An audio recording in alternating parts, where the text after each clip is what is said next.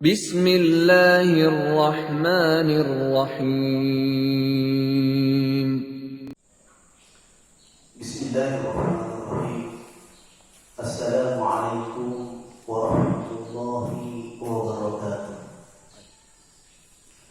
Alhamdulillahi rabbil alamin. Wa bihi nasta'in ala umuri dunya waddin. Asyhadu an la ilaha illallah wahdahu la syarika lah. Wa asyhadu anna sayyidina Muhammadan 'abduhu wa rasuluh. Allahumma salli wa sallim wa barik ala sayyidina Muhammad wa ala alihi wa ashabihi ajma'in, amma ba'd. Alhamdulillah, segala puji bagi Allah atas segala karunia dan kenikmatan yang Allah berikan kepada kita. Salawat dan salam semoga senantiasa terlimpah kepada junjungan kita Nabi besar Muhammad sallallahu alaihi wasallam. Jemaah Masjid Beribadah LMG yang berbahagia,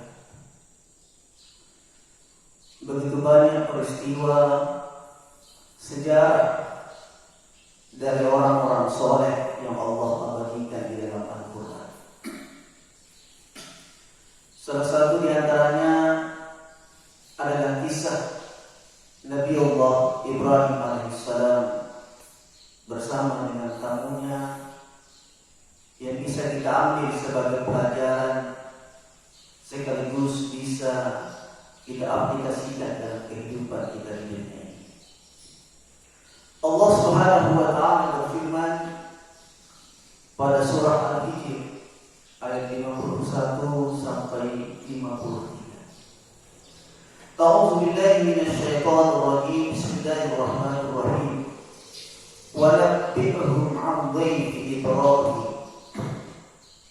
إِذْ دَخَلُوا عَلَيْهِ فَقَالُوا سَلَامًا قَالَ إِنَّا مِنكُمْ وَجِلُونَ قَالُوا لَا تَوْجَلْ إِنَّا نُبَشِّرُكَ بِغُلَامٍ عَلِيمٍ. Dan kabarkanlah Muhammad kepada mereka tentang tamu Ibrahim alaihissalam. Ketika mereka masuk kepadanya, kemudian berkata salam, berkata Ibrahim, sesungguhnya kami terhadap kalian merasa takut. Maka mereka berkata, janganlah engkau takut, sesungguhnya kami memberikan kabar gembira kepadamu dengan kelahiran seorang anak lelaki yang pandai. Jemaah Masjid LMG yang berbahagia, Allah Subhanahu wa taala mengawali dengan redaksi Nabi. Informasikanlah, beritakanlah, kabarkanlah kepada mereka. Menarik ketika kita mengkaji di dalam Al-Quran, ada beberapa redaksi penggunaan kata informasi atau berita yang berbeda di dalam Al-Quran. Misalkan informasi atau berita dengan menggunakan kata khabar. Allah berfirman, "Idz qala Musa li ahlihi inni anastu nar sa'atikum minha bi khabar." Ketika Nabi Musa berkata kepada keluarganya, sesungguhnya aku telah melihat api, maka akan aku datangkan kepada kalian kabar informasi tersebut. Di ayat yang lain Allah Subhanahu wa taala menggunakan kalimat atau kata berita informasi dengan menggunakan redaksi hadis. Seperti Allah Subhanahu wa taala misalkan berfirman, fabi'ayyi haditsin ba'dahu yu'minun. Maka berita yang mana lagi setelah ini yang kalian percaya? Sehingga secara makna kata khobar di dalam Al-Quran menunjukkan informasi atau berita yang sifatnya secara umum dan menyeluruh. Sementara redaksi penggunaan kata hadis adalah merupakan informasi yang sifatnya itu baru. Sementara Allah Subhanahu wa taala dalam ayat ini menggunakan redaksi nabbi'uhum. Nabbi'uhum asal katanya adalah naba, berita atau informasi. Kenapa Allah Subhanahu wa taala memilih menggunakan redaksi nabbi'uhum? Karena berita yang ingin disampaikan ini adalah merupakan berita yang sangat penting, berita yang sangat besar, berita yang punya relevansi dalam kehidupan seseorang, sehingga meskipun berita tersebut belum terjadi, berita itu diakui kebenarannya pasti terjadi. Nah, inilah kemudian Allah Subhanahu wa taala menggunakan redaksi nabbi'uhum, berita yang sangat penting dan besar, sehingga pembawa kabar, pembawa informasi, pembawa berita ini pun bukan orang yang sembarangan. Karena pembawa naba itu disebut dengan nabi. Sehingga jemaah yang berbahagia, seorang nabi pasti akan membawa naba, berita yang sangat penting.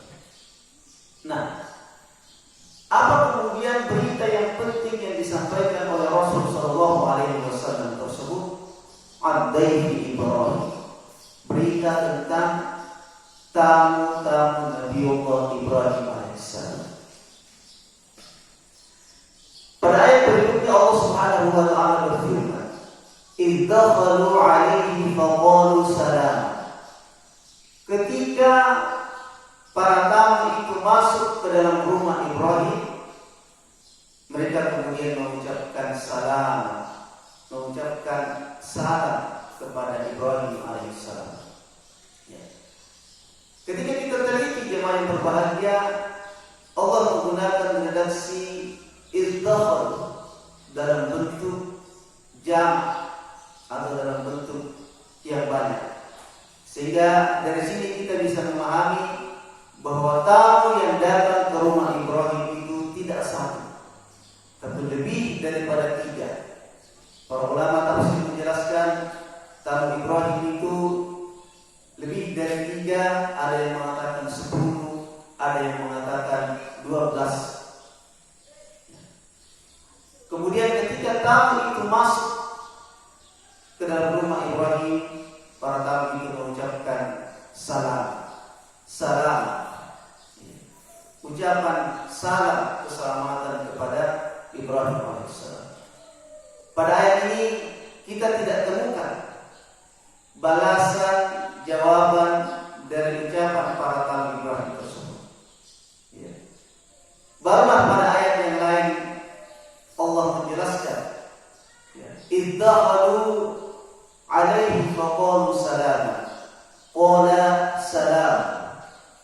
Ketika para tamu Ibrahim itu datang, mereka memberi salam, maka Nabiullah Ibrahim menjawab salamnya dengan ucapan salam. Menarik jemaah sekalian yang berbahagia, penggunaan kata salam dengan salam. Para ulama tafsir mengatakan bahwa ucapan salam itu adalah ucapan yang biasa hanya ditujukan kepada seseorang saja, dan sifatnya itu tidak lama. Sementara kata salam itu ucapan balasan yang lebih kuat daripada kata salam, yang artinya adalah keselamatan selama-lamanya kepada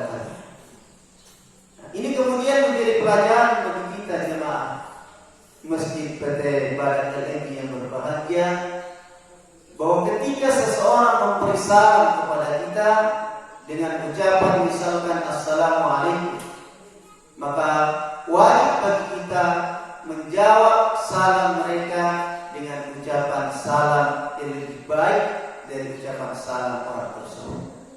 Ketika seseorang memberi salam kepada kita Assalamualaikum, maka jawaban salam kita adalah Waalaikumsalam warahmatullahi, atau lebih baik daripada itu, Waalaikumsalam warahmatullahi wabarakatuh.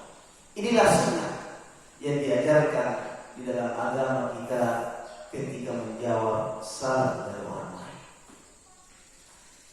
Jemaah PT Badan LMI yang dirahmati Allah Subhanahu wa taala, pada lanjutan ayatnya Allah Subhanahu wa taala berfirman, qala inna minkum wajidun.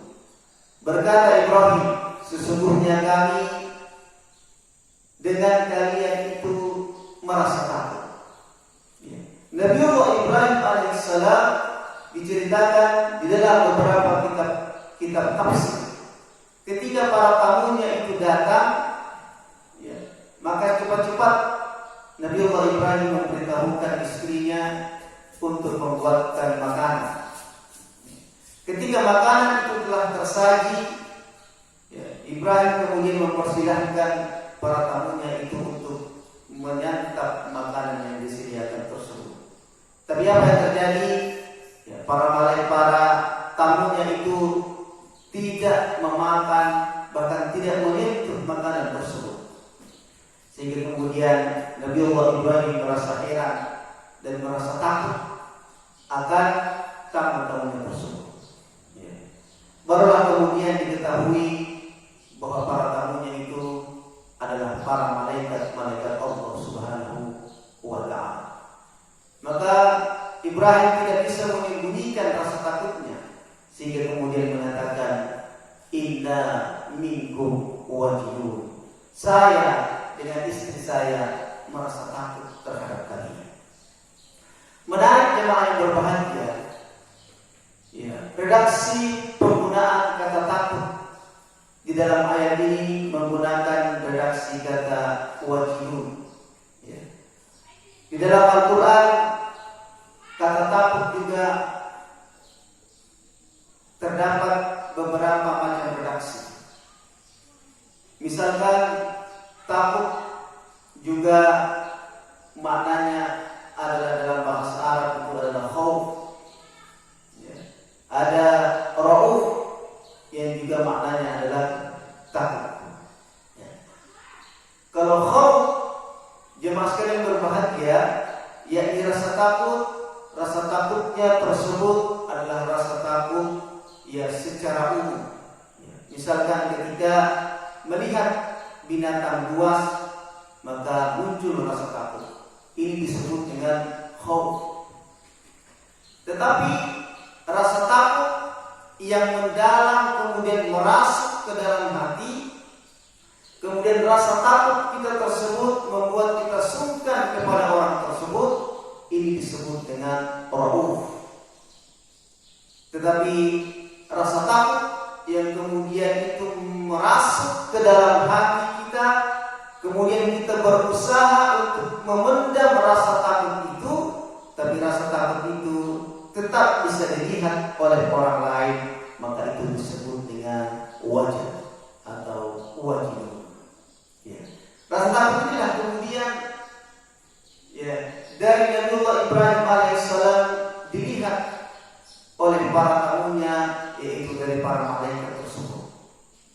Maka dengan serta-merta para malaikat itu kemudian mengungkapkan kedatangan mereka ke rumah Ibrahim dengan berkata, qalu la tawjal inna nubashshiruka bi ghulamin alim. Janganlah engkau merasa takut, sesungguhnya kami akan memberikan kabar gembira kepada engkau dengan kelahiran seorang anak lelaki yang pandai, yaitu Ishak alaihissalam. Menarik, Jemaah sekalian yang berbahagia, hubungan antara kabar gembira dengan kebiasaan memuliakan para tamu yang dilakukan oleh Nabi Ibrahim AS. Salah satu bentuk dan hikmah ya, dari seseorang memuliakan tamu itu, sebagaimana yang Rasulullah SAW jelaskan di dalam hadisnya, maka yu'minu billahi wal yawmil akhir falyukrim daifah. Barang siapa yang beriman kepada Allah dan hari akhir, maka hendaklah dia memuliakan tamunya. Jadi bentuk pemuliaan tamu yang kita lakukan kepada orang lain sesungguhnya adalah bagian daripada bentuk keimanan kita kepada Allah Subhanahu wa taala. Orang-orang yang banyak didatangi oleh tamu, kemudian tamu-tamu yang datang tersebut disuguhi dengan berbagai macam makanan, kemudian dilayani dengan penuh rasa hormat dan kemuliaan, maka sesungguhnya tuan rumah tersebut semakin meningkat keimanan dan ketakwaannya kepada Allah Subhanahu wa taala. Dari keimanannya yang meningkat itulah jemaah sekalian yang berbahagia, Allah Subhanahu wa taala akan memberikan kabar gembira kepadanya. Sederhana jemaah yang berbahagia, ketika misalkan kita selalu berbuat baik kepada orang lain, selalu membantu orang lain, selalu melayani tamu secara baik, maka secara otomatis ya, orang yang kita jamu itu pasti tidak akan memberikan kabar yang buruk kepada kita. Kalaupun ada kabar yang buruk yang menimpa kita, dia akan berusaha untuk menyembunyikannya, kemudian akan memberikan kabar-kabar yang lain yang lebih baik dan lebih bermakna serta indah kepada kita.